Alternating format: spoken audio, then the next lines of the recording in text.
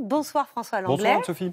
On peut dire que Manitou peut être considéré comme un indicateur digne de confiance du dynamisme de l'économie. Oui, bien sûr. Celui-là, il y en a bien d'autres, parmi lesquels des grands classiques, comme les ventes de cartons d'emballage, figurez-vous, qui témoignent généralement du redémarrage de l'industrie. Quand on produit, il faut bien sûr emballer. Ou dans le même ordre d'idées, les ventes de camions, qui elles aussi signalent un regain industriel. Plus on produit de biens, et plus il faut évidemment de camions pour les transporter. Ces ventes de camions ont d'ailleurs progressé de 7% l'année dernière en France, ce qui est plutôt un bon signe. Plus étonnant, plus saugournu, un économiste éminent, ancien patron de la Banque fédérale américaine, Alan Greenspan, observait, lui, les ventes de sous-vêtements masculins pour prédire les récessions.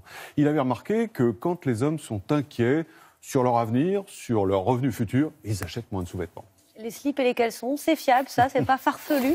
Non, c'est sérieux parce que si vous voulez, sur un cycle économique de plusieurs années, chaque secteur a son positionnement, son calendrier. Vous avez donc des indicateurs précurseurs, avancés, au tout début du cycle, et puis, au contraire, des indicateurs tardifs qui témoignent du retournement.